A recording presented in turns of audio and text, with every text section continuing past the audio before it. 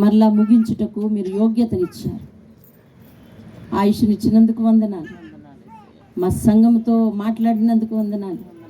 ముగింపు ప్రకటన వర్తమానం ముగింపు ఇక్కడ ఈ స్థల ఆరాధనలో మీరు తోడుగా ఉండమని, అందరితోనూ మాట్లాడి మహిమ పొందమని, మా జీవితాలు సరిచేసుకోవడానికి సహాయం చేయమని, ఇక్కడే మేము పూర్తిగా పరివర్తన చెంది నూతన మందిరంలోనికి వెళ్ళడానికి సహాయం చేయమని యేసయ్య అతి శ్రేష్టమైన నామంలో బ్రతిమాలుకుని అడిగి వేడుకుంటున్నాం పరమ తండ్రి.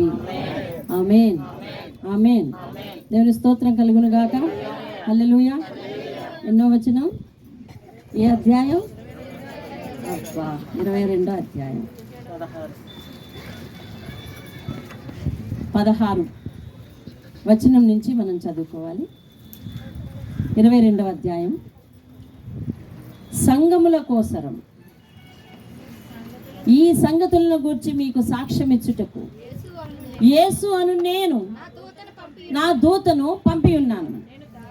నేను దావీదు వేరు చిగురును సంతానమును ప్రకాశమానమైన వేకువ చుక్కనై ఉన్నాను. ఆత్మయు పెండ్లి కుమార్తెయు రమ్ము అని చెప్పుచున్నారు. వినువాడు రమ్ము అని చెప్పవలెను. దప్పికొనిన వానిని రానిమ్ము, ఇచ్చేయించు వానికి జీవజలమును ఉచితముగా పుచ్చుకొననిమ్ము. ఈ గ్రంథమందున్న ప్రవచన వాక్యములను విను ప్రతివానికి నేను సాక్ష్యం ఇచ్చేది ఏమిటంటే, ఎవడైనా వీటితో మరి ఏదైనాను కలిపిన ఎడల ఈ గ్రంథములో వ్రాయబడిన తెగుళ్ళు దేవుడు వానికి కలుగజేయును. ఎవడైనాను ఈ ప్రవచన గ్రంథమందున్న వాక్యములలో ఏదైనాను తీసివేసిన ఎడల దేవుడు ఈ గ్రంథంలో వ్రాయబడిన జీవవృక్షములోను పరిశుద్ధ పట్టణములోను వానికి పాలు లేకుండా చేయును. ఈ సంగతులను గూర్చి సాక్ష్యం ఇచ్చేవాడు అవును త్వరగా వచ్చుచున్నానని చెప్పుచున్నాడు. ఆమేన్. ప్రభువైన యేసు రమ్ము. ప్రభువైన యేసు కృప పరిశుద్ధులకు తోడై ఉండునుగాక. ఆమేన్, ఆమేన్. దేవుడి పరిశుద్ధ వాక్యంతో మనం జీవించి నడిపించునుగాక. ఆమేన్. 8వ తారీఖు జనవరి నెల 2023లో ప్రారంభించాం ఈ ప్రకటన గ్రంథ వర్తమానాలు. నేటికి 82 వర్తమానాలు దాదాపు అయినాయి. ఈవేళ ఆఖరి వర్తమానం. అన్నీ కూడా యూట్యూబ్లో ఉన్నాయి. దేవుడు దయచేసిన ఆ వర్తమానాలు. ప్రకటన గ్రంథాన్ని వివరించాలంటే నా జ్ఞానం సరిపోదు నాయన అని ఆయనతో 6 నెలల నుంచి పోరాడుతున్నాను. నేను చెప్పలేను. దేవుడు బలంగా ప్రేరేపించిన మీదట 2023 జనవరిలో ప్రారంభించాం ఇది. అప్పటి నుంచి నేటికి ఈరోజు ముగుస్తుంది. ఆయన ప్రణాళిక ఏంటో ఈరోజు ఆఖరి ఆదివారం, ఈరోజు ప్రకటన గ్రంథ ముగింపు. దేవుని స్తోత్రం కలగాలి. వినాలి. ప్రకటన గ్రంథము మరి భవిష్యత్తు గ్రంథము. ఇది జరిగిపోయిన చరిత్ర కాదు, దాన్ని పక్కన పెట్టడానికి. జరిగిపోయిన చరిత్ర అయితే చరిత్రతో మనకేం పని అని అనుకోవచ్చు. ఇది జరగబోయేది. ప్రతి ఆత్మ, భూమి మీద మనిషిగా పుట్టిన ప్రతి ఆత్మ,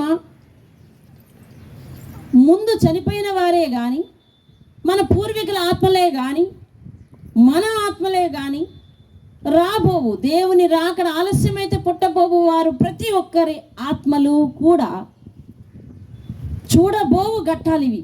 దేవుని స్తోత్రం కలిగి ప్రతి ఒక్కరు కూడా ఆయన సింహాసనం ఎదుట నిలబడబోయే ఘట్టం ఉంది. దేవుని చూసే ఘట్టం ఉంది. దేవుడు తీర్పు తీర్చే ఘట్టం ఉంది. కాబట్టి ఒక్కొక్క అధ్యాయంలో ఒక్కొక్క ముఖ్యమైన వచనాలు కూడా మీకు ఈరోజు ఇస్తాను. ఇప్పుడు దేవుడు 16వ వచనంలో చెప్తా ఉన్నాడు, సంఘం కోసం ఇవి రాశాడట. ఎవరి కోసం అండి? సంఘం కోసం.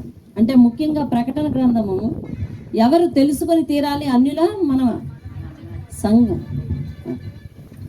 నీకు ఈ ప్రకటన తెలియాలి.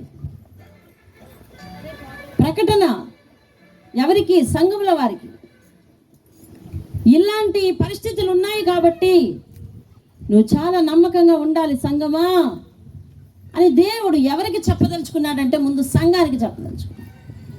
నువ్వు సరి అయితే, నీ గురి ఏమిటో నీకు తెలిస్తే, నీ గురి ఏమిటి? దేవుని దగ్గరకు వెళ్ళటం. చివరకు మన ప్రయాణం దేవుని దగ్గరికి వెళ్ళి తీరాలి. దేవుని స్తోత్రం కదా. నీ గురి ఏమిటో నీకు తెలిస్తే నువ్వు ఒక ఖచ్చితమైన విశ్వాసిగా దేవుని ఎదుట నిలబడతావు. దేవుని స్తోత్రం. నువ్వు ఒక ఖచ్చితమైన విశ్వాసమే అయితే లోకంలో నువ్వే ఆయనకు ఒక ఖచ్చితమైన పత్రికగా కనిపిస్తావు. దేవుని స్తోత్రం. కాబట్టి ఈ వర్తమానాలు ఎవరి కోసం రాయబడ్డాయి అని అంటే సంఘం కోసం అంట. దేవుని స్తోత్రం. మరి నీ కోసం రాయబడ్డాయి ఈ వర్తమానాలు. నువ్వు ఖచ్చితంగా విన్నావు సరే, ఇప్పటి వరకు చదివావు సరే, ఇప్పటి వరకు వాటిని అనుసరించాలి. దేవుని స్తోత్రం. కాబట్టి ఈ 82 వర్తమానాల్లో దేవుడు ఒక్కొక్క వర్తమానంలో నీకు ఏ ఆత్మీయ పాఠాన్ని బోధించాడో వాటి విషయమై నువ్వు కడు జాగ్రత్తగా జవాబుదారీగా ఉండవలసిన ఆవశ్యకత ఉంది. దేవుని స్తోత్రం. ఇప్పటి వరకు ప్రకటన అనేది ఎవరికి తెలియదు. అంటే మన సంఘాన్ని విషయమే అనుకుందాం, మన సంఘానికి తెలియదు. ప్రకటన గ్రంథంలో దేవుడు ఏమి రాసి ఉంచాడు ఆ విషయాలు ఎక్కడ తెలియవు.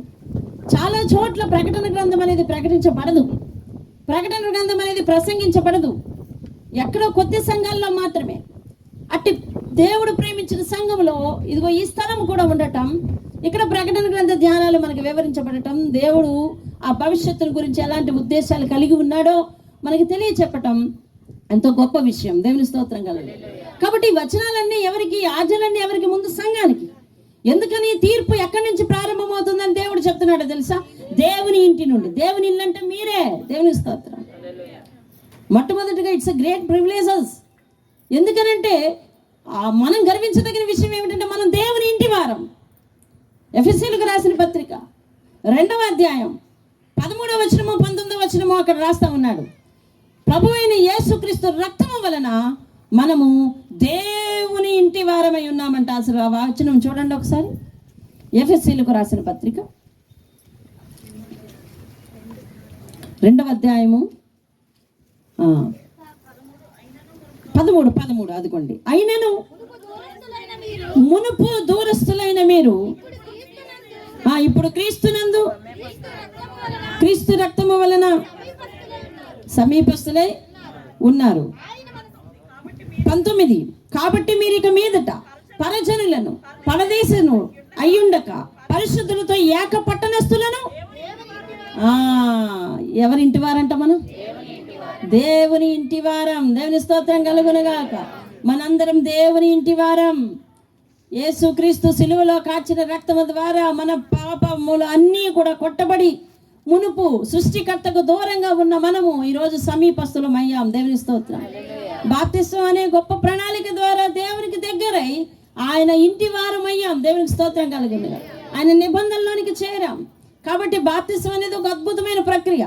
ఈరోజు నిన్న తెల్లవారుజామున 2 గంటలకు మరి బాప్తిస్మం అంటే ఏమిటి అనే ఒక వీడియో కూడా మీకు పెట్టడం జరిగింది. గత కాలంలో దేవుడు మనతో మాట్లాడిన మాటలు. కాబట్టి ఆ గొప్ప నిబంధన ద్వారా దేవుని యొక్క ఇంటి వారం అయిపోతున్నాం మనం. దేవుని స్తోత్రం. కాబట్టి ఇప్పుడు తీర్పు ఎక్కడి నుంచి ప్రారంభమవుతుందంటే ముందు దేవుని ఇంటి నుంచే ప్రారంభమవుతుంది. కాబట్టి ఈ వచనాలు, ఈ ఆజ్ఞలు, ఈ యొక్క నిబంధనలు, వాగ్దానాలు ఇవన్నీ ఎవరికి అనంటే సంఘం కోసం. ఎవరి కోసం అట? సంఘం కోసం. ఆ సంఘంలో నువ్వు ఉన్నావా? అయితే ఇప్పుడు చెప్పు, నా కోసం అను. నా కోసం. సంఘంలో నువ్వు ఉన్నావు. సంఘం అంటే ఎవరు? నువ్వేగా. కాబట్టి నీ కోసం దేవుడు రాయించిన సంగతులు అంటారు. సంఘం కోసం ఈ సంగతులను మీకు సాక్ష్యం ఇచ్చుటకు యేసు అను నేను నా దూతను, యోహాను అనే నా దూతను, అలాగే మీకు ఇక్కడ వాక్కు చెప్పటానికి, వివరించి చెప్పడానికి ఒక దూతను ఏర్పాటు చేసుకొని ఈ సంగతులన్నీ మీకు రాయించి వివరించి మన దగ్గరకు తీసుకొచ్చాడట దేవుడు. దేవుని స్తోత్రం కాదు. ఇప్పుడు చెప్తా ఉన్నాడు 17వ వచనం. మరి ఆత్మయు పెండ్లి కుమార్తెయు. ఆత్మ ఎవరు? పరిశుద్ధాత్ముడు. పెండ్లి కుమార్తెనగా ఎవరు? సంఘము.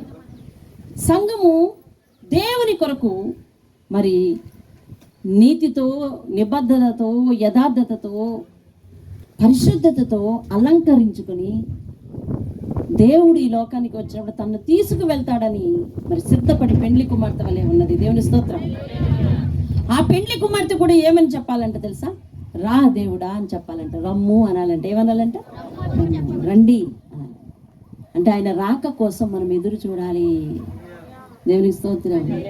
మనం ఉదయం లేచి మన ప్రణాళిక ఏమిటో తెలుసా? ఈ రోజు ఏం జరుగుతుంది, ఈ రోజు ఏం చేస్తాను, ఈ రోజు ఉద్యోగంలో ఏంటి, ఈ రోజు ఏంటి గడబడి, ఈ రోజు ఏంటి కంగారు, ఈ రోజు ఏంటి డబ్బులు. కొన్నాళ్ళ నుంచి మా యాతనది, ఈరోజు ఏంటి డబ్బులు, ఈరోజు ఎలాగ డబ్బులు, ఇదే పరిస్థితి అయిపోతుంది. మన జీవితాల్లో అవి తప్పవు. కానీ అల్టిమేట్గా మనందరము ఒక విషయాన్ని మర్చిపోకూడదు.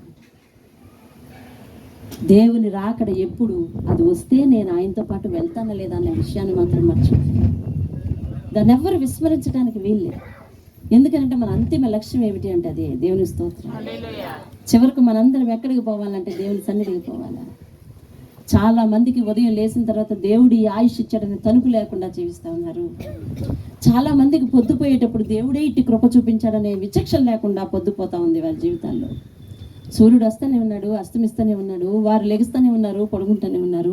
రోజులు ఇలాగే దొర్లుతూ ఉన్నాయి. కానీ సృష్టికర్త అయిన దేవుని కృప వల్లే నేను ఇలా ఉన్నాను, ఆయన కృప వల్లే నేను ఈ రోజుని ఇలాగ ముగించగలిగాను అనే ఆలోచన లేకుండా ఎన్నో జీవితాలు లెగస్తున్నాయి, పడుకుండిపోతూ ఉన్నాయి. కానీ అలా విచక్షణ లేకుండా మనం ఉండడానికి వీల్లేదు. నీకోసం దేవుడు వాగ్దానాలు, నీకోసం దేవుడు ఆజ్ఞలు, నీకోసం దేవుడు నిబంధనలు, నీకోసం దేవుడు సిద్ధపరిచిన జీతం, ఇవన్నీ నీకోసం, సంఘం కోసం, దేవుని స్తోత్రం. కాబట్టి ఇప్పుడు అవన్నీ పట్టుకొని పరిశుద్ధాత్ముడా రా అని ఆహ్వానించాలంట. రమ్ము అని చెప్పాలని రాశాడు చూడండి. చెప్పవలెను అని ఉందా లేదా? చెప్పవలెను, రండి అని పిలవవలెను అంటే అర్థం ఏంటి? ఆహ్వానించవలెను, అంతే కదా. అంటే దేవుని రాకడను నువ్వు హృదయపూర్వకంగా ఆహ్వానించాలి. ఎప్పుడండి హృదయపూర్వకంగా ఆహ్వానించగలం? మన అన్ని విధాల దేవుని కొరకు సిద్ధపడి ఉన్నప్పుడే. దేవుని స్తోత్రం. పాపంతో ఉండిన వానికి భయము, లోకాశలతో ఉండిన వానికి భయము. అమ్మో రాకడ అనే స్థితిలో లోకాశలతో ఉన్న వాళ్ళు ఉంటారు తప్ప పరిశుద్ధతతో ఉన్న వాళ్ళు ఆ రాకడ ఎప్పుడు, దేవునితో ఎప్పుడు నేను ఆయన లోకంలో ఉంటానని లోకము అనే దాని ఆశల్లో చనిపోయిన వారు మాత్రం దేవుని రాకడను హృదయపూర్వకంగా ఆహ్వానించగలరంట. దేవుని స్తోత్రం. ఆత్మ చెబుతుంది, పెళ్లి కుమార్తె చెబుతుంది ఏమని? రమ్ము అని. వినువాడు కూడా ఏమని చెప్పాలంట? వినువాడు ఎవరు? మనమే. వినువాడు కూడా ఏమని చెప్పాలంటండి? చెప్పాలంట. దేవుని స్తోత్రం కదా. హల్లెలూయా. అందుకని మన ప్రతి ప్రార్థన ఎట్లా ఉండాలి అని అంటే, ఈరోజు మనము 31వ మందిరం ప్రారంభోత్సవం చేసేసుకుందాం అని అనుకున్నాం. అయితే దాని ముందు మనం ఒక మాటను ఖచ్చితంగా కలుపుకోవాలి. ఏమిటనంటే, దేవుని చిత్తమైతే, దేవుని రాకడ ఆలస్యమైతేనే, దేవుని రాకడ ఆలస్యమైతేనే. నువ్వేం చేయాలనుకుంటున్నావు రేపు? దేవుని రాకడ ఆలస్యం అయితేనే. నువ్వేం సాధించాలనుకుంటున్నావో రేపు దేవుని రాకడ ఆలస్యం అయితేనే. యాకోబు పత్రికలో స్పష్టంగా రాసినాడు, ఇదిగో ఒకానొక దినమున ఆ పట్టణము వెళ్ళి పలానా విధంగా సంపాదించము రండి అని చెప్పుకున్న వారులారా, మీ ఆలోచన మంచిదే కానీ దేవుని చిత్తమైతే అది ఇది చేస్తామని అనుకోవాలి అని స్పష్టంగా రాశాడు. దేవుని భాష నీకు అర్థమవలేనిది ఏమి కాదు. దేవుని చిత్తమైతే అని అనే ప్రతివాడు దేవుని చిత్తం మీద ఆధారపడుతున్నాడు. దేవుని చిత్తమైతే చేస్తాను అంతే. రేపు అనే దినమున మనం ఎవరికి ఏది సమయం ఇవ్వాలన్నా దేవుని చిత్తమైతే వస్తాం, దేవుని చిత్తమైతే చేద్దాం, దేవుని చిత్తమైతే అందులో అడుగు పెడతాం, దేవుని చిత్తమైతే అది సాధించగలం. దేవునికి స్తోత్రం. హల్లెలూయా. అంటే మనం పరిశుద్ధాత్ముడిని, అలాగే అంటే దేవుని యొక్క రాకడిని ఈ క్షణమే ఆహ్వానించగల ఆత్మీయతను పొందుకొని ఉండాలి. అర్థమవుతుందా మీకు? అర్థమవుతుందా మీకు? ఎక్కడికి వచ్చాం మనం? ప్రకటన గ్రంథం చివరికి వచ్చాం. ఇప్పుడు నీ స్థితి ఏంటో తెలుసా? నా దేవుడు ఇప్పుడు వస్తే ఇప్పుడు నేను ఆయనతో పాటు ఎత్తబడగలను అనే హృదయం ఎప్పటికే ఉండాలి. దేవుని స్తోత్రం చెప్పండి. హల్లెలూయా.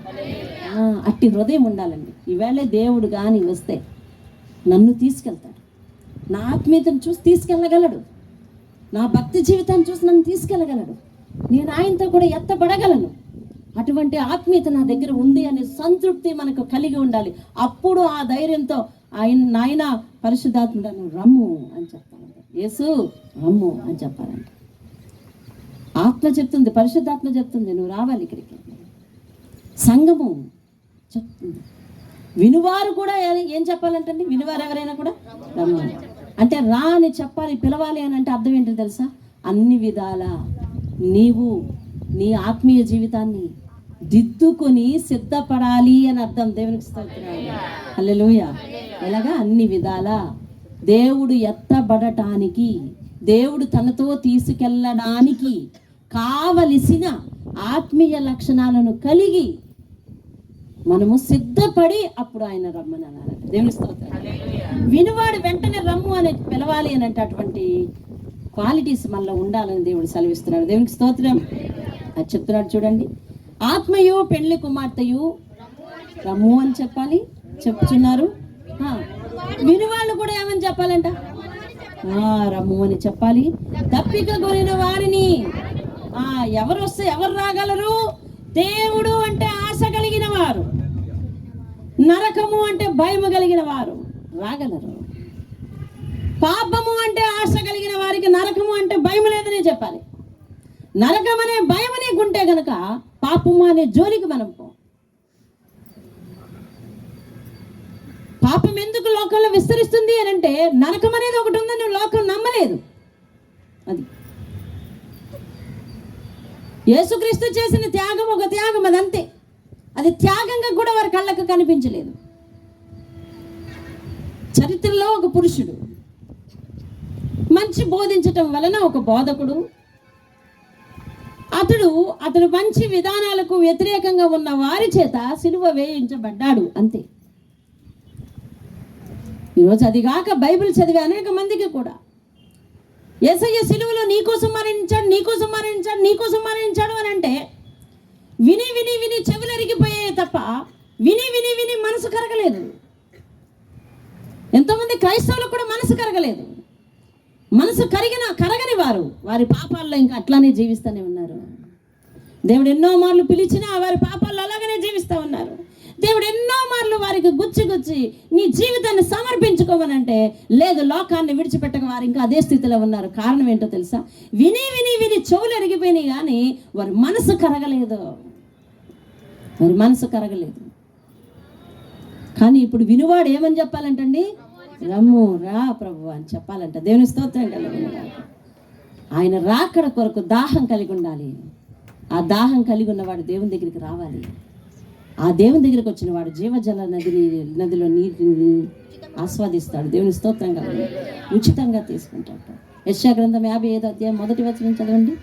దప్పిక కొనిన వారలారా నా యొద్దకు రండి. దేవుని ఆహ్వానం ఉంది అక్కడ. నీళ్ల యొద్దకు రండి, రోకలు లేని వారలారా అదుగో వచ్చి భోజనం చేయండి. రండి, మీ దగ్గర ఏం లేకపోయినా పర్వాలేదు, ఏమి ఇవ్వద్దు. అదుగో దేవుడు చెప్తా ఉన్నాడు. దేవుని పిలుపది, దేవుని పిలుపది. ఆ పిలుపుని అందుకున్న వాళ్ళు దేవుని మాటను స్వీకరించిన ప్రతి ఒక్కరు కూడా వారి జీవితాన్ని కడుక్కొని ఆ జీవజల నదిని తీసుకోవటానికి ఆస్వాదించడానికి ఆయన దగ్గరకు వస్తారు. దేవుని స్తోత్రం కలుగును. అలా పాపంలో ఒప్పుకుని అన్ని విడిచిపెట్టుకుని దేవుని దగ్గరికి రావడానికి ఎంత ఖరీదు అవుతుందండి చెప్పాడు దేవుడు. రోకలు లేకపోయినా ఏమి ఇవ్వలేకపోయినా ఇవ్వక్కర్లేదు, ఉచితముగా తీసుకుని వెళ్ళండి. దేవుని స్తోత్రం కలుగును. రక్షణ ఉచితం, రక్షణ ఉచితం. ఆ రక్షణ ప్రతి ఒక్కరు అందుకోవాలి. ప్రతి కుటుంబాన్ని రక్షించుకొని మరి దేవుని ముందుకు చూపించాలి. అర్థమైందా? అపోస్తల కార్యములో 16వ అధ్యాయము ఒక పేజీలో ఉంటుందండి. యువతల లైన్లో ఒక స్త్రీ ఉంటుంది, తుయితైర పట్టణస్తురాలు. ఓదారంగు పొడి అమ్ముకొని వీధులంటే తిరిగి ఓదారంగు పొడి అమ్ముకునే ఒక స్త్రీ. ఆమె పౌలు గారి బోధనలు విని, అయ్యో నేను బాప్తిసం పొందవలెనా, రక్షణ పొందాలా, అయితే రక్షణ పొందకపోతే మన నరకం అనేది ఒకటి ఉందా, దేవుని మరి ఆ యొక్క చేతుల్లోనికి మనం వెళ్ళలేకపోతామా అని చెప్పి ఆ వర్తమానం వినింది. ఇంటికి పోయింది, అందరినీ సిద్ధపరచుకుంది, బాప్తిసం ఇప్పించుకుంది. ఆ పౌలను ఒకసారి పిలిచింది, అయ్యా నీ వర్తమానం విని మేమందరం రక్షణ పొందాం, వచ్చి మా ఇంట్లో ఒకసారి భోజనం చెయ్యా అని పిలిచింది. యువతల లైన్లో ఉంటుంది. ఒక స్త్రీ అయినా అటువంటి సాహసం చేసింది. పురుషుడు కూడా అవతల వైపు లైన్లో ఉంటాడు. జైలు అధికారి పౌలును శీలను జైల్లో పడేస్తే వారు సంతోషంతో పాటలు పాడి దేవుని స్తుతిస్తుండగా ఆ జైలు గోడలు పగిలిపోతే అక్కడ నుంచి మరి ఆ జైలు అధికారి మరి వీళ్ళు పారిపోయారేమో, నాకు శిక్ష పడిపోతుంది అని చెప్పి నేను సరిగ్గా కాపులా కాయలేకపోయానని చెప్పి నాకు శిక్ష పడిపోద్దని కంగారు పడుతుండగా, అయ్యా అధికారి గారు మీరు కంగారు పడద్దు, మేము ఇక్కడే ఉన్నామని అంటే, అయ్యా నిజంగా మీ దేవుడు ఈ పని చేసినాడు, ఇంత అద్భుత కార్యం చేసినాడు అని చెప్పి ఆయన అక్కడికక్కడే మార్పు పొంది ఆయన వెళ్ళి ఆయన ఇంటి వారందరికీ కూడా రక్షణ ఇప్పించుకొని మరి పౌలు గారిని పిలిపించుకున్నట్టుగా కనిపిస్తాం. దేవుని స్తోత్రం. అబ్బాయి ఎన్నెన్ని వర్తమానాలు, కానీ ఇప్పటికీ కూడా రక్షణకు దూరంగా ఉండే యవనస్తులు, ఎన్నెన్ని వర్తమానాలు, ఇప్పటికీ కూడా రక్షణకు దూరంగా ఉండే వృద్ధులు. వయసు ఎన్నాళ్ళు ఉంటుందని దూరం పెట్టుకుంటాం రక్షణని. జీవితం ఎన్నాళ్ళు ఉంటుందని దూరం పెట్టుకుంటాం రక్షణని. వృద్ధులను అడుగుతున్నాడు దేవుడు, జీవితం ఎన్నాళ్ళు ఉంటుంది అనుకుంటున్నావు? ఇంకా బాప్తిసం అనే మాట వినపడితే ఇంకా ఇంకా ఇంకా అని వాయిదా వేస్తాం. వృద్ధులను అడుగుతున్నాడు దేవుడు, ఎన్నాళ్ళు ఉంటుంది నీ వయసు? యవ్వనస్తులను అడుగుతున్నాడు, ఎన్నాళ్ళు ఉంటుంది నీ వయసు అని. అబ్బే, ఈ వయసులో ఇది ఎంజాయ్ చేయాల్సిన వయసు తప్ప బాప్తిసం తీసుకొని దేవుని దగ్గర భజన చేయాల్సిన వయసు కాదండి అని అనే యూత్ ఉన్నారు. ఎన్నాళ్ళు ఉంటుంది ఆ వయసు? లేత వయసు నడిప్రాయంలో గతించిపోయేవి. ఏది కూడా స్థిరం కాదు. ప్రతి ఆకు వాడిపోవలసిందే, ప్రతి పువ్వు వాడిపోవలసిందే, వాడిపోయి రాలిపోవలసిందే. అలాగే మన జీవితం కూడా గడ్డి పువ్వును పోలేని జీవితం. ఏ రోజు ఉంటామో ఏ రోజు పోతామో మనకు తెలీదు. దేవుని కృప ఉన్నంత వరకే. ఆ కృప ఎంతవరకు అనే లిమిట్ ఎవరికి తెలియదు. కాబట్టి దేవుని మీద ఆధారపడుతూ ఉన్న కాలంలోనే, సజీవంగా ఉన్న వెంటనే, ఆరోగ్యంగా ఉన్న వెంటనే, దేవుని పిలుపు వినపడిన వెంటనే దేవునికి మన జీవితాన్ని ఇచ్చుకోవాలి. దేవుని స్తోత్రం, హల్లెలూయా. ఇందులో ఆలస్యం చేయకూడదు, ఆటంకపరచకూడదు. రమ్ము అని చెప్పాలంటే దేవుని స్తోత్రం. ఆయన జీవ జల నదిని ఇస్తాడటండి, మనకి ఉచితంగా ఇస్తాడు. మన జీవితాన్ని మనమే ఆటంకపరచుకుంటున్నామా? వద్దు, దేవుడు చెప్తా ఉన్నాడు, జీవజల నది నీకు అవసరం లేదా? పరలోకంలో ప్రవేశం నీకు అవసరం లేదా? లేదా ఇతరులకు ఆటంకంగా ఉన్నామా? వారి జీవితంలో నువ్వు జీవజల నదిని రద్దు చేస్తున్నావా? దేవుడు అంటా ఉన్నాడు, చూడండి 18వ వచనం, ముందుకు వెళ్దాం. ఈ గ్రంథమందున్న ప్రవచన వాక్యములను విను ప్రతి వానికి. ఈ గ్రంథమందున్న ప్రవచన వాక్యాలు, ఎన్నో ప్రవచనాలు ఉన్నాయండి ఈ రాకడ గురించి, ఈ ముగింపు గురించి కూడా. యెషయా గ్రంథం 55వ అధ్యాయము 1వ వచనంలోను, అలాగే యోహాను 16:8 వచనంలో కూడా, మరి చాలా చోట్ల బైబిల్లో చాలా ప్రవచన వాక్యాలు ఉన్నాయి. అవన్నీ నెరవేర్పు ప్రకటన గ్రంథం. ఎన్నో ప్రవచన వాక్యాలు విను ప్రతి వానికి నేను సాక్ష్యం ఇచ్చేది ఏంటంటే, ఒక మాట వినండి, మీరు పాటించండి, పాటించకపోండి, కానీ ఇందులో ఉన్న వాక్యాలకు ఏం చేయకూడదంట? ఏది కలపకూడదు. ఏది కలపకూడదు. ఏది దాని నుంచి ముందు కలపడం గురించి మాట్లాడుకుందాం. దేవుడు రమ్ము అని పిలవమన్నాడు, కానీ ఇప్పుడే సమయం అయిపోయిందని చెప్పలేదు కదా అని మన సొంత ఆలోచనలన్నీ కలపకూడదు. దానికి అర్థమవుతుందా? రమ్ము అని పిలవమన్నాడు, కానీ ఇదిగో బ్రతుకుని ఇప్పటికిప్పుడు మార్చుకోమని చెప్పలేదు కదా. ఈరోజే మారు అని చెప్పలేదు కదా. త్వరగా వచ్చుచున్నానని ఈ అధ్యాయంలో 3 సార్లు చెప్పాడు. 3 సార్లు చెప్పడంలో ఆయన ఉద్దేశం ఏంటి? చెప్పిందే 10 సార్లు చెప్తే నాకు చిరాకు అంటారు చాలామంది. అవునా? మీలో చాలామందికి ఆ అలవాటు ఉందా? 10 సార్లు చెప్తేనే నాకు చిరాకలా, ఒకసారి చెప్తే చాలు అంటారు. ఒకసారి విండే, ఒకసారి వినే అలవాటు ఉంటే 10 సార్లు ఎందుకు చెప్పి? అవునా? మీ ఇళ్ళల్లో ఈ మాట వస్తుందా? మీరేమో అక్కడి నుంచి కదలరు, ఆవిడేమో 10 చెప్తూ ఉంటుంది. అబ్బా నవ్వు, మగవాళ్ళు నవ్వు అంటే వాళ్ళ మీద పడేస్తారేమో అనుకున్నారు. మీరేమో కదలరు అక్కడి నుంచి, వాళ్ళేమో చెప్తా ఉంటారు. ఎన్నిసార్లు చెప్తా నా చిరాకు. ఏమంటది, నువ్వు కదిలితే నేను చెప్పను కదా అంటే, కదులుతాను మీరు. అవునా? అవును. పదే చెప్పడంలో అర్థం ఏంటంటే దేర్ ఈజ్ ఇంపార్టెన్స్ ఉంది, దాని అది ప్రాధాన్యత ఉంది.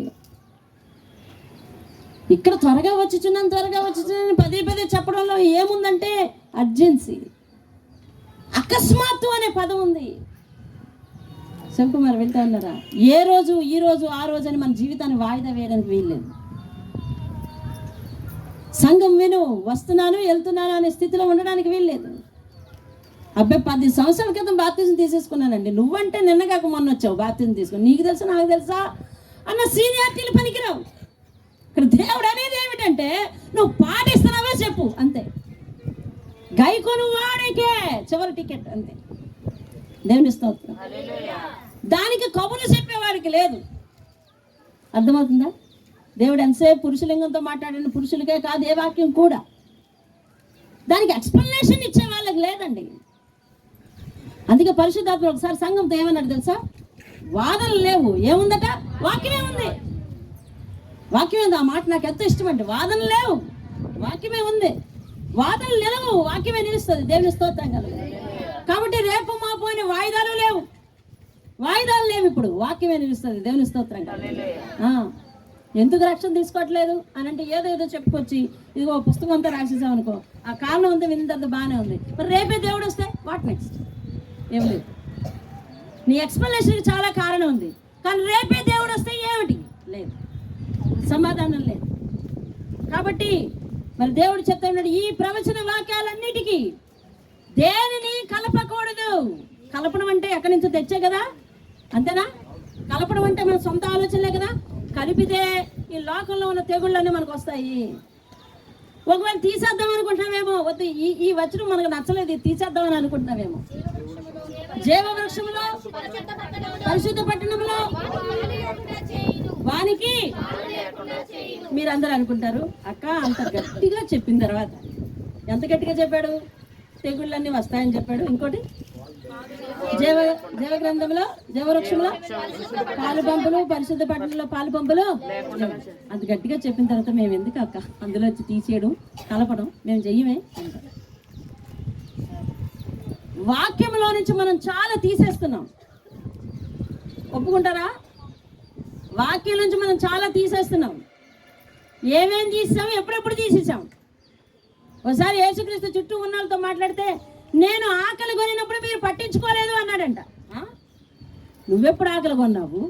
మేమెప్పుడు నీకు అన్నం పెట్టలేదు, నీవు వస్తే అన్నం పెట్టమా అన్నాడంట. నా పేరట వచ్చిన వారికి నువ్వు గిన్నెడు మంచినీళ్ళు ఇవ్వలేదే, నా పేరట వచ్చిన వారికి నువ్వు చూడలేదు కాబట్టి నన్ను చూడలేనట్టే లెక్క అన్నాడు. అప్పుడు వీళ్ళ కళ్ళు తెరవబడ్డాయి. అలాగే వాక్యంలో నుంచి మనలో చాలా మంది వాక్యంలో తీసివేతలు ఉన్నాయి. ఎందుకో తెలుసా? ఇక్కడ విని వెళ్ళే ఆజ్ఞ ఒకటి, నువ్వు పాటించేటప్పుడు అందులో సగమే పాటిస్తావు, మిగతా సగం ఇప్పుడప్పుడే కాదు వచ్చే వారం అని తీసేస్తున్నావు. ఇలా తీసుకుంటూ పోతే నీ జీవితంలో వాక్యాన్ని మైనస్ చేసుకుంటూ పోతే జీవ గ్రంథంలో నుంచి జీవ వృక్షంలో హక్కుదారులయ్యే జాబితాల నుంచి నువ్వు మైనస్ అయిపోతావని చెప్తా ఉన్నాడు. అర్థమవుతుందా? వాక్యాన్ని తీసేసే సాహసం ఎవరు చేస్తారు? అమ్మో అంత మాట అన్నాక అనుకుంటున్నావేమో. అసలు తీసేసే జాబితాలోనే ఇప్పుడు లోకం అంతా ఉందండి.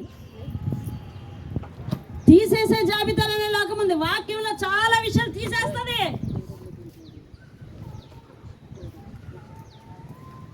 వ్యభిచారం చెయ్యొద్దు అని దేవుని మాట ఉంది. అందులో తీసివేత ఎలా చేస్తుందో తెలుసా? అబ్బే నాకు ఉంది ఒకే ఒక ఫ్యామిలీ, ఇంకా వ్యభిచారం ఏంటి? అసలు అలాంటిది మా ఇంట వంట లేనే లేదు అని అంటూ ఉంటాం. కానీ లోకంలో దేవుని మీద కాక, అర్థమవుతుందా? ఆయన చెప్పిన ఆత్మీయ వ్యభిచారం అంటే ఏంటి? ఆయన శారీరక వ్యభిచారం గురించి మాట్లాడా? దానికోసము మాట్లాడాడు. ఆత్మీయ వ్యభిచారం అంటే ఏమిటి? ఆయన మీద కాక యెహోవా మీద నుంచి తన మనసును మరచుకునేవాడు, తన హృదయాన్ని యెహోవాకు కాక వేరొకరికి స్థానం ఇచ్చినవాడు. అంతరాత్మలో ఏం చేస్తా ఉన్నాడంట? వ్యభిచరిస్తున్నాడు. అర్థమవుతుంది? ఒక చోట దేవుడు స్పష్టంగా రాశాడు. ఏమనంటే, స్త్రీకి విడాకులు ఇవ్వకుండా, పరిత్యాగ పత్రిక ఇవ్వకుండా వేరొక స్త్రీతో సంచరించు వాడు వ్యభిచరిస్తున్నాడు అని దైవ లేఖనాలు చెప్పాయి. అలాగే అట్ ద సేమ్ టైం పురుషులకు కూడా వెంటనే చెప్పాడు. ఏమనంటే, స్త్రీలకు కూడా వెంటనే చెప్పాడు. ఏమనంటే, పురుషుని చేత పరిత్యాగ పత్రిక పొందకుండా వేరొక పురుషునితో సంచరించే ప్రతి స్త్రీ కూడా వ్యభిచరిస్తున్నారు అని చెప్పాడు. ఈ వాక్యం యొక్క అర్థం ఏమిటి? ఉన్న భార్య ఉండనే ఉంది, కానీ మనసులో వేరొక భార్య ఉంది. ఉన్న భర్త ఉండనే ఉన్నాడు, మనసులో వేరొక భర్త ఉన్నాడు. ఉన్న దేవుడు ఉండనే ఉన్నాడు, మనసులో వేరొక లోకాసులు ఉన్నాయి. ఇది శారీరక వ్యభిచారం, ఆత్మీయ వ్యభిచారం అంటే. ఇవన్నీ నీకు విడమర్చి చెప్పేది ఎవరు? పరిశుద్ధాత్మను నువ్వు తిరగదోస్తూ ఉంటావు. ఇదిగో ఈ రోజు వర్తమానంలో ఈ మాట విన్నావు. ఒకవేళ ఇది నీకు వర్తించింది అయితే ఇంటికి వెళ్ళిన తర్వాత మరలా రేపు అనే రోజు, ఈ రోజంతా గుర్తుంటుందేమో మహా అయితే, రేపటి రోజున అన్నీ మర్చిపోయి మళ్ళీ అదే ఏదో ఒక ఫోన్ అండి మన హృదయాన్ని కదిలించి మన మైండ్ని పాడు చేసేసి విన్న వాక్యం అంతా కూడా చెత్తబుట్టలో పడేటట్టు చేస్తుంది. అవునా? అవును. ఏదో ఒక ఫోన్.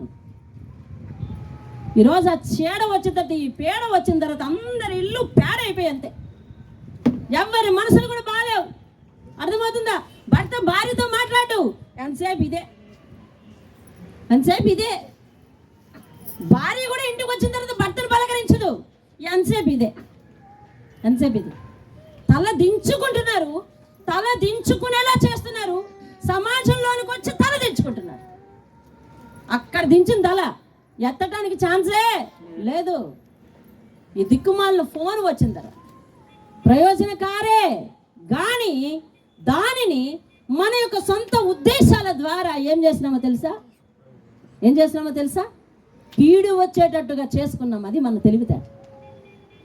దేవుని స్తోత్రం కదా. కీడు వచ్చేటట్టు చేసుకుంటున్నాం. ఇది ఆత్మీయ వ్యభిచారం గురించి చెప్పాడు, శారీరక వ్యభిచారం గురించి చెప్పాడు. మరి ఈ మాట విని నువ్వు ఇంటికి వెళ్ళి ఏం చేస్తావు? సగమే పాడిస్తావు, సగం తీసేస్తావు. వాక్యం తీసేసిన వాడికి ఏమున్నదంటే చెప్పండి, చెప్పి ఏముంది వాక్యం తీసేసిన వాడికి? జీవవృక్షంలోను పరిశుద్ధ పట్టణంలోను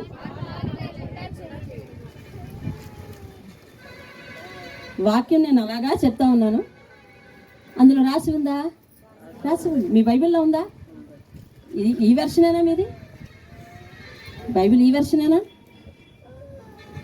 బైబిల్ ప్రింటించే ముద్రించే ముద్రణాలయాల పేర్లు మారచ్చు, కానీ దాని వాక్యాలు సారాంశం ఎన్నడూ కూడా మారదు. ఎందుకంటే తీయకూడదు, ఇందులోంచి తీయకూడదు, ఎవరు తీయరు. ముద్రిస్తే చచ్చినట్టు ముద్రించాల్సిందే. అది ముద్రించడానికి తీసేశాడా? అదిగో అందులో అవన్నీ వస్తాయి. ఆ తీసేసిన జాబితాలో మనందరం ఉన్నామా లేవా చెప్పండి. ఇప్పుడు ఉన్నామా లేమా? ఉన్నామా లేమా? మీలో చాలామంది చేయట్లేదు. అంటే మీరందరూ వాక్యాన్ని జాగ్రత్తగా పాటిస్తున్నారు. దేవునికి స్తోత్రం మీ వల్ల. హల్లెలూయా. ఏం వాక్యం వినిపిస్తుందో ఆ వాక్య ప్రకారం నడుస్తారు. ఎంతమంది చేయట్లేదు అని అంటే మీరు వాక్యాన్ని ఉన్నదన్నట్టు పాటిస్తున్నారు. కాబట్టి మిమ్మల్ని బట్టి నేను దేవునికి స్తోత్రం కడిగి చెప్తాను. దేవునికి స్తోత్రం కలుగునుగా నేను చెప్తాను అన్నాను, మీకెందుకు?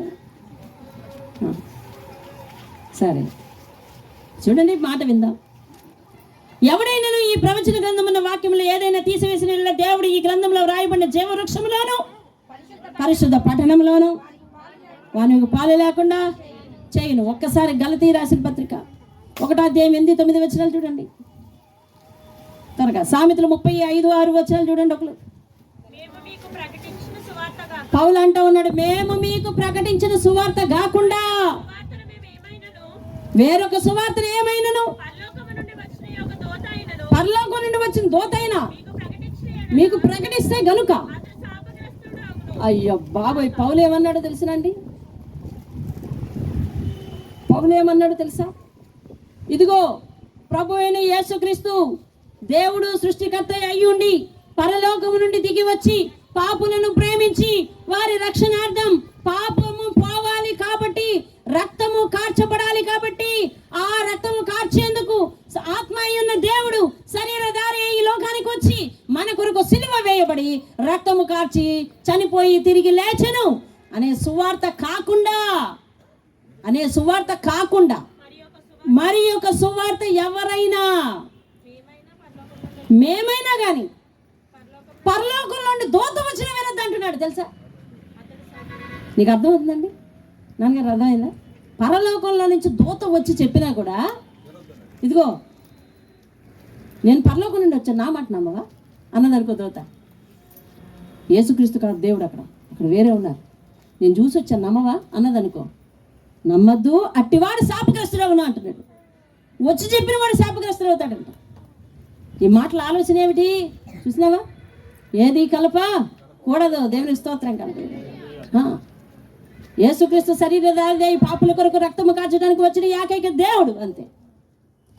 పాపుల కొరకు కావలసిన యాగాన్ని చేసి తిరిగి దేవునిగా పరలోకానికి ఆరోహణమైన వాడు, త్వరలో రాబోతున్నవాడు, వచ్చి మనకు తీర్పు తీర్చబోతున్నవాడు ఆయనే.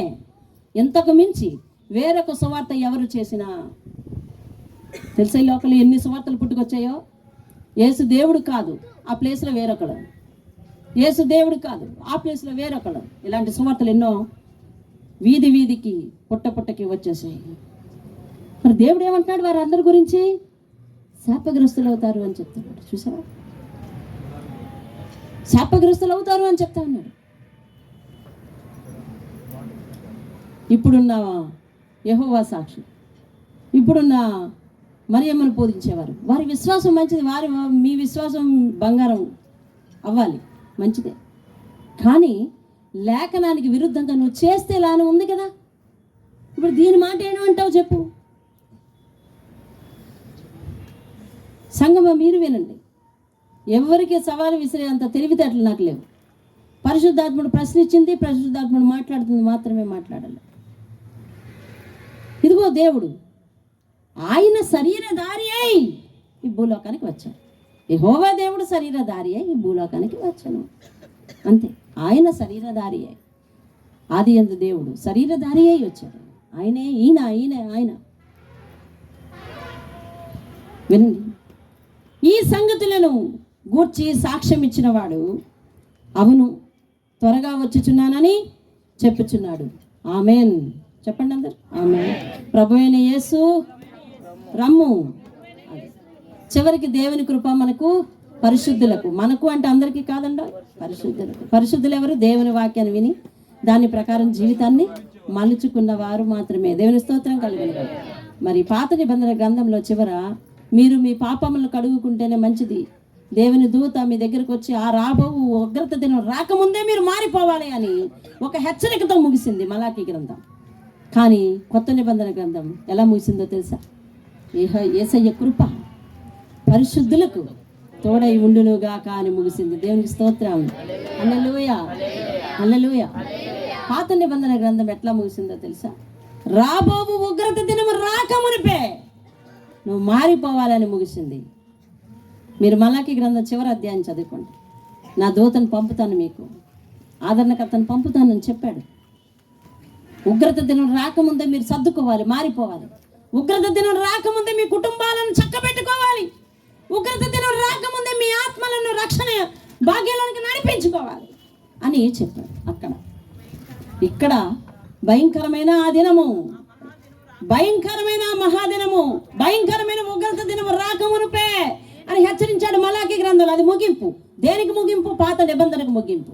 కానీ కొత్త నిబంధన గ్రంథానికి ముగింపు ప్రకటన గ్రంథానికి 22వ అధ్యాయంలో ముగింపు 21వ వచనము. ప్రభువైన యేసు కృప పరిశుద్ధులకు తోడై ఉండునుగాక. దేవుని స్తోత్రంగా, ఆయన కృప తోడై ఉండునుగాక. ఆమేన్, ఆమేన్. ఇలా ఈ ప్రకటన గ్రంథం మనకి ఎన్నో ఆత్మీయ పాఠాలు నేర్పి ముగించింది. కొంచెం ఆసక్తి పెన్ను ఉన్నవారు ఒక్కొక్క అధ్యాయంలో ఒక్కొక్క ముఖ్య వచనాన్ని చెప్తాను, రాసుకోండి. మొదటి అధ్యాయం 1వ అధ్యాయము 7వ వచనం. తీసే ఓపిక ఉన్న వాళ్ళు చకచక తీసుకుంటూ వెళ్తే సరిపోతుంది. ప్రతి నేత్రము ఆయనను చూచును. ప్రతి నేత్రము ఆయన్ని చూస్తుంది. మీరు వాక్యాలు మాత్రమే, నెంబర్లు మాత్రమే నోట్ చేసుకోండి. మొత్తం అంతా రాశారు కనుక సాయంత్రం అవుతుంది. ఆయన మేఘారూఢుడై వస్తున్నాడట, ప్రతి నేత్రము చూస్తుందట, ఆయన పొడిచిన వారు కూడా చూస్తారట. అంటే ప్రతి ఆత్మ కూడా ఆయన్ని చూస్తుంది. దేవుని స్తోత్రం. మంచివారు చెడ్డవారు వారు వీరని భేదమేమి లేదు. ఇప్పుడు భేదాలు, ఆ దేవుడు నాకొద్దు మాకు కాదు అని, అసుంటూ దూరంగా ఉండు దగ్గరకు రాకు అని, మా దగ్గరకు రావద్దు అని చెప్పారట దేవుడిని ఒక చోట. దేవుని వాక్యం అంతా మాట్లాడింది, అది ఎక్కడో నేను మర్చిపోయాను. ఇప్పుడంటే ప్రతి నేత్రము చూస్తుందట, అందులో ఆయన పొడిచిన వారు కూడా చూస్తారటండి 2వ రాకడలో. దేవుని స్తోత్రం. అది చాలా ముఖ్యమైన వచనం. అని ప్రకటన గ్రంథం అంతా ముఖ్యమైన వచనమే. ఒక సీరియల్లో వెళ్తున్నప్పుడు కొంచెం సమ్మరీ. 2వ అధ్యాయం 7వ వచనం. చెవి గలవాడు ఆత్మ సంగములతో చెప్పే మాట వినుగాక. దేవుని స్తోత్రం. ఆ మాట చాలాసార్లు ఆ అధ్యాయంలో ఉంది. కానీ ముఖ్యమైన విషయం ఏంటంటే అనుసరించే చెవి ఉండటమే. అనుసరించే చెవి ఉన్నవాడు మాత్రమే పరిశుద్ధాత్మ చెప్పే సంగతులు ఆలకించి అనుసరణలో పెట్టగలడు. 3వ అధ్యాయం 10వ వచనం. 3వ అధ్యాయం 10వ వచనం. ఇవన్నీ ఇంటికి వెళ్ళాక ఒకసారి స్టడీ చేసుకొని రాసుకోండి. అదే ప్రకటన గ్రంథ సమ్మరీ. నీవు నా ఓర్పు విషయమైన వాక్యమును గైకొంటివి గనుక రాబోవు శోధన సమయంలోంచి నిన్ను తప్పిస్తాను. దేవుని వాగ్దానం. హల్లెలూయా. అంటే దేవుడు చెప్పిన ప్రతి విషయాన్ని నువ్వు గైకొంటే రాబోయే లోకానికి అంతం ఉందని చెప్పాం కదా, ఆ అంతంలోంచి నువ్వు నీ కుటుంబం రక్షింపబడుతుందని దేవుడు వాగ్దానం చేశాడు. దేవుని స్తోత్రం. మీకు అర్థమైందండి? నీవు నా ఓర్పు విషయమైన వాక్యమును గైకుంటివి కనుక, దేవుల్లో భక్తి చేయాలంటే చాలా ఓర్పు కావాలి. ఓర్పుగా ఆయన మాటలు వినాలి, ఓర్పుగా ఆయన అనుసరించాలి. కష్టమైన నష్టం ఎదురైనా కానీ ఆయన మాటను అనుసరించాలి. ఓర్పు విషయమైన వాక్యమును గైకుంటివి కనుక రాబో శోధన సమయంలో నేను నిన్ను తప్పిస్తాను. 4వ అధ్యాయం 10వ వచనం. అందులో 4వ అధ్యాయం 10వ వచనంలో పరలోకం అంతా కూడా ఆరాధింపబడుతున్న దృశ్యం ఉంటుంది. దేవుడు పరలోకంలో 24 పెద్దల చేత ఆరాధింపబడుతున్న విషయం 4వ అధ్యాయం 10వ వచనం ఉంటుంది. 4వ అధ్యాయం 1లో ఏముంటుందంటే, మొట్టమొదట ఎత్తబడుట, సంఘము ఎత్తబడుట. దేవుని స్తోత్రం. ఎక్కి రమ్ము అనే ఒక పిలుపు అది. 5వ అధ్యాయం 9వ వచనం, మన ప్రార్థనలన్నీ దేవుని ఎదుట ఉన్న 24 పెద్దల చేతుల్లో ఉన్న సువర్ణ పాత్రలో పట్టబడి ఉన్నాయని వాక్యం తెలియజేస్తుంది. 5వ అధ్యాయం 9. 6వ అధ్యాయం 16-17 వచనాలు. 6వ అధ్యాయంలో 16-17 వచనాల్లో భూమిపై స్థిరమైన వారంతా కూడా, భూమిపై స్థిరమైన వారు అంటే గొప్పవారు, ధనికులు, సామంతులు, పెద్ద పెద్ద వ్యాపారస్తులు, సహస్రాధిపతులు, రాజులు, ఇటువంటి వారందరూ కూడా మమ్మల్ని దాయు దాయు అని పర్వతాల దగ్గరికి వెళ్ళి గోజాడతారంట. ఎక్కడికి వెళ్ళి? పర్వతాల దగ్గరికి వెళ్ళి బతిమాలుకుంటారట. మమ్మల్ని దాయు, లేదా మా మీద పడిపో అని బతిమాలుకుంటారట. 16-17 వచనాల్లో. 7వ అధ్యాయం 9-12 వచనాల వరకు 9వ వచనం మాత్రమే 12 గోత్రాల నుండి 1,44,000 మంది సభ్యులు ఎత్తబడుట, బహుజనులు తెల్లని వస్త్రముతో అనేక భాషల నుండి, అనేక ప్రాంతాల నుండి ఆయన సింహాసనం ఎదుట నిలబడి ఉండటం చూస్తాము. 8వ వచనం, 8వ అధ్యాయం 8వ అధ్యాయంలో అక్కడ అన్నీ పరిశీలిస్తే అక్కడ ఏం జరిగిందంటే, చెట్లలో 3వ వంతు, సముద్రంలో 3వ వంతు, చెట్లలో 3వ వంతు కాలిపోయాయి, సముద్రంలో 3వ వంతు చేపలు చచ్చిపోయాయి, ఓడలో 3వ వంతు నాశనం అయిపోయినాయి, నీళ్ళల్లో 3వ వంతు చేదైపోయింది, నక్షత్రాల్లో 3వ వంతు చీకటి అయిపోయినాయి. 8వ అధ్యాయం 3వ భాగం నాశనం అని రాసుకోండి. 8వ అధ్యాయం 3 భాగాలు నాశనం అయిపోయాయి. 3 భాగాలు నాశనం అయిపోయాయి. 9వ అధ్యాయం 18వ వచనం, అవన్నీ ప్రకృతులవి. ఇప్పుడు మనుషుల్లో 3వ భాగం చనిపోయారు. 9వ అధ్యాయం 18వ వచనంలో మనుషుల్లో 3వ భాగం చనిపోయారు. 10వ అధ్యాయం 6వ వచనం, పరలోకము, భూమి, సముద్రము, అందులో ఉన్న వాటి అన్నిటినీ సృష్టించిన వాని తోడు ఇక ఆలస్యం ఉండదు అని అనౌన్స్మెంట్ జరిగింది. 10వ అధ్యాయం 6వ వచనంలో పరలోకమును, భూమిని, సముద్రమును, అందులో ఉన్న వాటిని సృష్టించిన వాని తోడు, ఆ దేవుని తోడు వేసి ఇక ఆలస్యం ఉండదు, వచ్చేస్తున్నాడు దేవుడు అని చెప్పడం జరిగింది. 11వ అధ్యాయం 12వ వచనం, ఇక్కడికి ఎక్కి రండి అని ఒక స్వరము వినపడింది. పరలోకానికి అనేక మంది మళ్ళీ రెండోసారి ఎత్తబడ్డారు. దేవుని రాకడ ఒకసారి, రెండవసారి అంటే మొదట ఒకసారి వచ్చింది, ఇప్పుడు రెండోసారి అంటున్నాం మనం. అంటే ఇప్పుడు అంతానికి దగ్గరికి వచ్చినప్పుడు ఒకసారి అనుకుంటాం. 11వ అధ్యాయంలో మళ్ళీ కొంతమంది, 7వ అధ్యాయంలో కొంతమంది ఎత్తబడ్డారు, 11వ అధ్యాయంలో కొంతమంది ఎత్తబడ్డారు. రైట్, అది వాక్యాలు చెప్పినప్పుడు చెప్పుకున్నాము. ఆయా వాక్యాల దగ్గరికి వెళ్ళి వివరణ వినండి. 12వ అధ్యాయం 12వ వచనం, పరలోకము దాని నివాసులకు ఆనందం కలిగింది, భూమికి సముద్రానికి శ్రమ కలిగింది. శ్రమ కలిగింది. అపవాది సమయం కొంచెమే అని బహు క్రోధంతో వచ్చేస్తా ఉన్నాడు అనమాట. 12వ అధ్యాయం 12వ వచనంలో ఎవరెవరికి ఆనందం అంట? పరలోకానికి, దానిలో ఉన్న నివాసులకు అంటే ఇప్పటికీ ఎత్తబడిన వారికి, వాళ్ళకి ఆనందం. భూమికి, దానిలో మిగిలిపోయిన వాళ్ళందరికీ కూడా ఏమిటంటమాట? శ్రమ. అపవాది ఇంకా కొంచెమే ఉందని చెప్పి విజృంభించి వచ్చేస్తా ఉన్నాడంట. ఆ అధ్యాయంలో, ఆ వచనంలో ఉంది. 13వ అధ్యాయం 17వ వచనం, 13-17లో మాట్లాడే మృగం ఉంది, 666 ముద్ర ఉంది. 13-17లో 14వ అధ్యాయం 6వ వచనంలో, 14వ అధ్యాయం 6వ వచనంలో ఇప్పటి వరకు మనుషులు సువార్త చేయటం విన్నాం. 14వ అధ్యాయం 6వ వచనం ఒక దూత సువార్త చేస్తుందండి. ఒక దూత సువార్త చేస్తుంది. ఆ ముద్ర వేయించుకొని వారందరూ చనిపోయారు. అదే 14వ అధ్యాయం 13వ వచనంలో ఇప్పటి నుండి ప్రభువునందు మృతులైన మృతులు ధన్యులు అనే ఒక అనౌన్స్మెంట్ వచ్చింది. దేవుని స్తోత్రం కలుగును గాక. 15వ అధ్యాయం 2వ వచనం.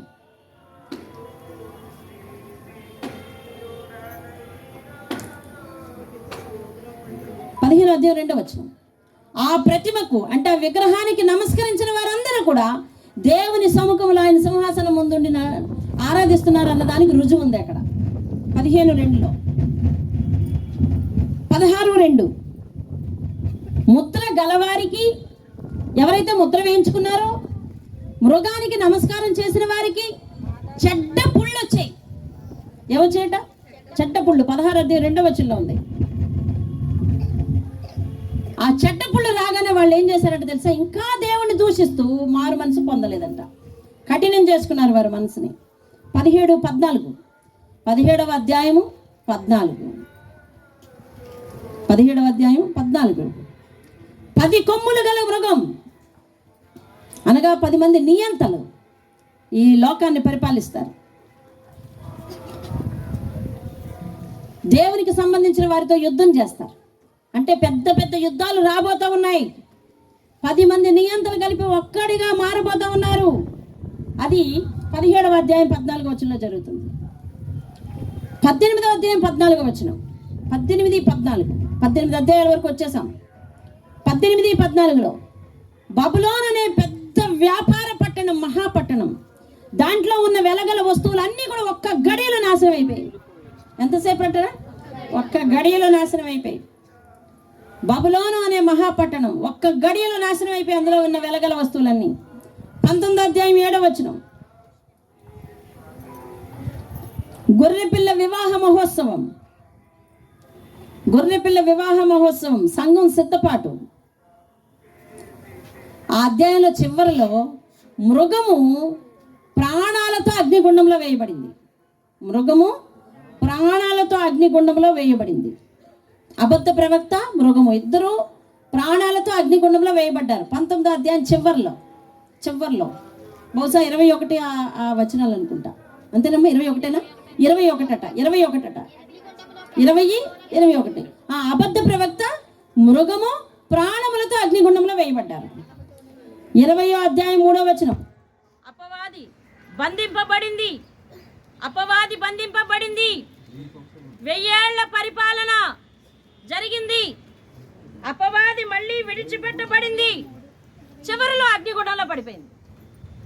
మొదట బంధింపబడింది, 1000 ఏళ్ల పరిపాలన వచ్చింది, తర్వాత మళ్ళీ కొంతసేపు విడుదల చేయబడింది, ఆ తర్వాత అగ్నిగుండంలో పడిపోయింది. అప్పటికే అగ్నిగుండంలో ఎవరున్నారంటే అబద్ధ ప్రవక్త, మృగము ఉన్నారు.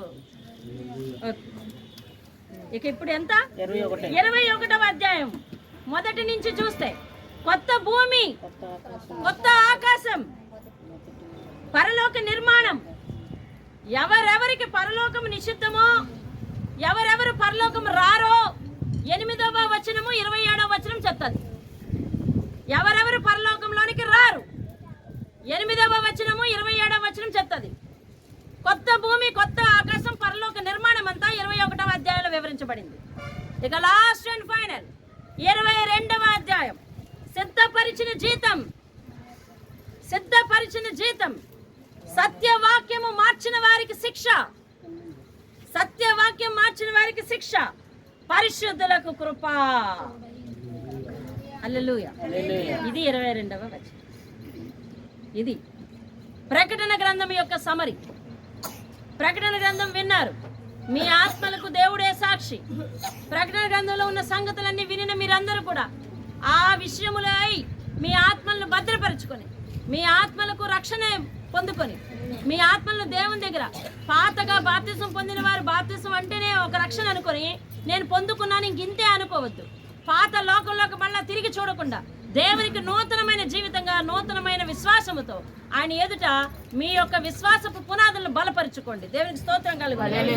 మోకరించండి, ప్రార్థన చేద్దాం. మోకరించండి, ప్రార్థన చేద్దాం.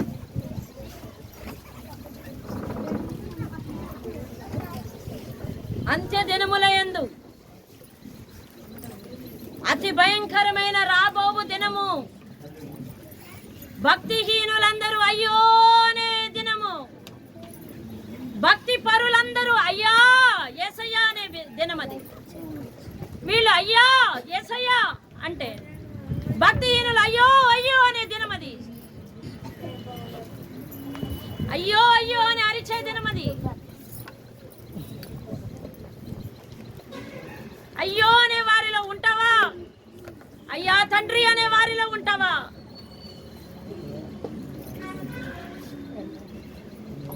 పరిశుద్ధులకు మాత్రమే ఆయన కృప తోడై ఉంటుంది. ఇప్పుడు ఏమంటావు? పరిశుద్ధులకు మాత్రమే. నీ దేహంలో అపరిశుద్ధత ఉండడానికి వీల్లేదు. నీ దేహంలో అపరిశుద్ధతను ఎప్పటికైనా విడిచిపెట్టాయి. ఇక నుంచైనా నీ హృదయాన్ని, నీ దేహాన్ని పరిశుద్ధమైన పాత్రగా దేవునికి అప్పగించు. పరిశుద్ధమైన పాత్రగా దేవునికి అప్పగించు. ఇంకేం తీసేకు, వాక్యాన్ని కొట్టి పారేకు, వాక్యాన్ని అనుసరించకుండా దాచకు, తీయకు. పరలోక పట్టణంలో నుంచి తీసివేయబడతావు. కలపకు, లోకంలో ఉన్న తెగుళ్ళు వస్తాయి.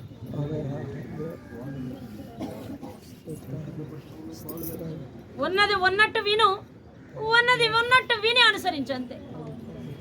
దేవుడు శపిస్తున్నాడా? లేదు, దేవుడు హెచ్చరిస్తున్నాడు, అంతే. అన్ని రోగాల బారిన నువ్వు పడిపోవాలని, పరలోకం రాకుండా ఉండాలని ఆయన ఉద్దేశం అయితే ఇంత పరలోక దర్శనం నీకెందుకు చెప్తాడు? ఆయన నిన్ను శపించటం లేదు. ఆయన భాషను తప్పుగా అర్థం చేసుకునే పని చేయకూడదు. అదే కలపకుండా ఉండాలి అంటే.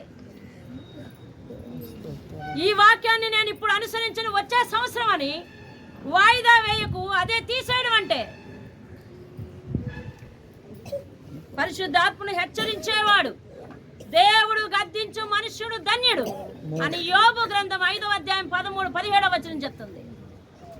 ఆయన నిన్ను గద్దిస్తున్నాడంటే నువ్వు ధన్యుడివి, ధన్యురాలివి. ఈ రోజే మన బ్రతుకులను ఆయనకి ఇచ్చుకోవాలి. ప్రార్థన. మహాగరుడైన మా తండ్రి, నీ పరిశుద్ధ పాదాలకు వందనాలు. ప్రకటన గ్రంథాన్ని ప్రారంభించి ముగించడానికి ఈ రోజు మాకు ధన్యత ఇచ్చావు నాయన. ఈ రోజు ఉదయకాల సమయంలో కూడా ఈ స్థలంలో మేము ఆరాధించలేమేమో అని ఎంతో బాధపడినాం. ఈ స్థలానికి వచ్చి ప్రార్థించి ఇదిగో టెంటలు వేయగా మా జీవితాల్లో ఒక ఆరిన నేల ఇచ్చినందుకు వందనాలయ్యా. ఇన్ని దినములు 7.5 సంవత్సరములయ్యా ఇదిగో ఇదే టెంట్ కింద మమ్మల్ని ప్రభు వర్షంలో కాపాడినావు, చలిలో కాపాడినావు, ఎండలో కాపాడినావు నాయన. నీకు స్తోత్రాలు చెల్లిస్తున్నాను అయ్యా. ఏ ప్రమాదము జరగకుండా అయ్యా మీ ఒడిలో దాచారు దేవా, నీకు స్తోత్రాలు. ఓపికను నేర్పారు, ఓర్పును నేర్పారు అయ్యా తండ్రి. పరిస్థితులకు తట్టుకునే మనస్సును మాకు నేర్పారు. నీ మీద ఆధారపడటం ఎలాగో నేర్పారు. ఎదురు చూసిన ప్రతి ఒక్కరికి నువ్వు ఎలాంటి సహాయం చేస్తావో నేర్పారు అయ్యా తండ్రి. నీ కొరకు ఎదురు చూచిన వారు సిగ్గుపడరనే సత్యాన్ని మా జీవితంలో నాయనా తండ్రి రూఢి చేశావు దేవానికి. నీ ఆత్మను మాతో ఎల్లప్పుడూ ఉంచి అడిగిన ప్రతి మనవి కాదనక విన్నావు నా నాయన. నీకు స్తోత్రాలు. మా ఆత్మలను బలపరిచావు, మా కాపురాలను బాగు చేశావు, మా బ్రతుకులను శుద్ధి చేశావు, మా సాక్ష్యాలు వేదిక మీదకి రప్పించావు. ఇంతకాలం తోడుగా ఉన్న నీవు అయ్యా తండ్రి నాయన. నేడు కూడా ఇక నుంచి కూడా మమ్మల్ని విడవక మాతో కూడా నడుచు దేవుడు వై అయ్యా తండ్రి. మాకు ఆదరణ కర్తవై ఉండమని ప్రార్థిస్తున్నాం. ఇదిగో నీవు చెప్పిన మాట ప్రకారం నడుచుకుని వారిగా ఈ ఆత్మీయ ప్రార్థన గోపురం ప్రకటనలో అనే అతి ప్రాముఖ్యమైన సారాంశాన్ని విన్నాయి, భవిష్యత్తు ప్రణాళికను తెలుసుకున్నాయి. కనుక దేవుని ఉద్దేశాల ప్రకారం ప్రతి ఒక్కరు జీవించేటట్లు మా మనసులు మార్చునైనా నీకు స్తోత్రాలు చెల్లిస్తూ ఉన్నాం అయ్యా. నీ కృప మాకు ఎల్లప్పుడూ తోడుగా ఉంచి అయ్యా ఈ ప్రకటన గ్రంథ ధ్యానాలు అయ్యా దాన్ని విని ఉన్నాము గనక ఈ వాక్యానుసారంగా నడిచే మనస్సు మాకు ఇవ్వు తండ్రి. నీకు స్తోత్రాలు చెల్లిస్తాను అయ్యా. ఇదిగో వచ్చే వారం మేము అడుగు తీసి అగో అక్కడ అడుగు పెట్టబోతా ఉన్నాం. నీ ఆత్మ తోడుగా ఉంచు. ఈ ప్రాంతం వారికి 7.5 సంవత్సరాలు పైబడి ప్రభువా అయ్యా తండ్రి ఎంతో వర్తమానాన్ని వినిపింపజేశావు. వారి చెవులు వాటిని విన్నాయి, వారి హృదయం వాటిని గ్రహించాయి, కానీ వారి మనస్సు మార్చుకోలేని స్థితిలో వారు ఉన్నారు కనుక అయ్యా వారితో మాట్లాడి వారి కుటుంబాలకు కూడా రక్షణ భాగ్యం ఇవ్వు నాయన. వచ్చే వారం నుంచి ఈ సత్యవాక్యం వినే అయ్యా తండ్రి నాయన అవకాశం వారికి లేదు కనుక అయ్యా తండ్రి నాయన వారిని నీ వాక్యపు వాగు దగ్గరకు తీసుకొని రమ్మని ప్రార్థన చేస్తున్నాను. దేవానికి వందనాలు చెల్లిస్తాను. ప్రతి హృదయము ప్రతి మోకాలు అయ్యా తండ్రి నాయన ఇదిగో మాకు ఇచ్చిన జీవిత కాలంలో వంచకపోతే అయ్యా రాకడ వచ్చినప్పుడు మేమందరము ఈ లోకము మహాశ్రమల్లో పడుతుంది అన్నదే ప్రకటన కదా. ఆ ప్రకటన సారాంశము మా జీవితాల్లో వర్తింపక ముందే నాయన మేము మారు మనసు పొంది నీ సన్నిధిలో ఉండే యోగ్యత మేము పొందుకోవడానికి సహాయం అనుగ్రహించండి. మాకు తోడుగా ఉండండి. మీ సన్నిధి ఎల్లప్పుడూ నాయనా తండ్రి మాతో ఉంచండి. సొలొమోనుకి ఇచ్చిన వాగ్దానం చొప్పున అయ్యా ఇదిగో నీ మందిరము ఇది ప్రార్థనా స్థలం అనబడును, దీని మీద నీ కను దృష్టి ఎల్లప్పుడూ ఉంచు, నీ పాదమును ఉంచు అని అతడు నిన్ను ప్రార్థించగా నీవు ఆయనకు దర్శనమిచ్చి ఇదిగో ఈ మందిరము నా ప్రార్థన స్థలం అనబడును, ఈ స్థలం యందు నా కన్నులు నా పాదమును ఉంచుతున్నాను అని మీరు వాగ్దానం చేసినట్టుగా ఆ స్థలము మీద కూడా మీ కన్నులు మీ పాదములు ఉంచి మాకు సహాయం చేయమని ప్రార్థన చేస్తున్నాను. మీ నామానికి మహిమ తెచ్చుకోండి. ఈ స్థలం యందు నీ ఆత్మను నిండారుగా ఉంచి అయ్యా ఈ కుటుంబం వారికి తోడుగా ఉంచి ఇక మీదట వచ్చి వారు ఇక్కడ ఆత్మను నాయన అయ్యా తండ్రి నాయన ఆరాధించేవారుగానే నాయన నడిపించు బాబు. నీకు స్తోత్రాలు. దీవించండి, ఆశీర్వదించండి. ఇళ్లలో నివాసం వచ్చేవారు అయ్యా తండ్రి నిన్ను స్తుతించే భాగ్యం వారికి ఇవ్వండి దేవా. నీకు స్తోత్రం. ఈ సన్నిధిని అనుభవించే భాగ్యం వారికి ఇవ్వండి దేవా. నీ కృప తోడుగా ఉంచమని ప్రార్థన చేస్తాను. మీరే మహిమ ఘనత ప్రభావాలు పొందమని సంఘంలో ప్రతి ఒక్కరిని పేరు పేరున జ్ఞాపకం చేసుకొని ఇదిగో తండ్రి వారు నాయన వాక్యానికి లోబడి వారి హృదయాలను ఎలాగైతే మార్చుకున్నారో ఆఖరి ప్రకటన వర్తమానం ద్వారా వారి హృదయాలను ఎలాగైతే శుద్ధి చేసుకున్నారో వారి కానుకలు అంగీకరించండి. ఇదిగో వారి కష్టాతీతంలో వారు ఇస్తున్న ప్రతిదీ కూడా నాయన నీవు దీవించండి. నూరింతల ఆశీర్వాదం వారికి దయచేయండి. వారి అక్కర్లన్నీ తీర్చండి. వారి రోగములను బాన్పండి. వారి ప్రయాణంలో తోడుగా ఉండండి. వారి జీవనోపాధి మార్గంలో తోడుగా ఉండండి. అయ్యా సంఘంలో ప్రతి ఒక్కరిని బట్టి ప్రార్థన చేస్తున్నాం. బాంబు బ్లాస్టులు వంటివి అయ్యా మరి ఫ్యాక్టరీ బ్లాస్టులు వంటివి, రోడ్డు ప్రమాదాల వంటివి, నీటి ప్రమాదాల వంటివి, కరెంటు ప్రమాదాల వంటివి అయ్యా తండ్రి అగ్ని ప్రమాదాల వంటివి లేకుండా కాచి కాపాడి అట్టి విషయాలలో బిడ్డలు కూరుకొనుకోకుండా అయ్యా తండ్రి నేను వారిని నీ హస్తాలతో కాపాడమని ప్రార్థన చేస్తాను. వృద్ధులను జ్ఞాపకం చేసుకుని రక్షణ లేని వారికి రక్షణ ఇవ్వను ఆయన. నడవేసుకుని జ్ఞాపకం చేసుకుని రక్షణ లేని వారికి రక్షణ ఇవ్వను ఆయన. అయ్యా తండ్రి నాయన అలాగే ప్రభు తండ్రి యవ్వనస్తులను జ్ఞాపకం చేసుకోండి, రక్షణ లేని వారికి రక్షణ ఇవ్వను ఆయన. పసిబిడ్డలను జ్ఞాపకం చేసుకుని ఆత్మీయ స్థితిలో ఎదుగుటకు సహాయం చేయను నాయన. సంఘము నక్కముఖాలు విస్తరించుటకు సహాయం అనుగ్రహించండి. మందిరాన్ని నింపుకోండి నాయన. నీకు స్తోత్రం.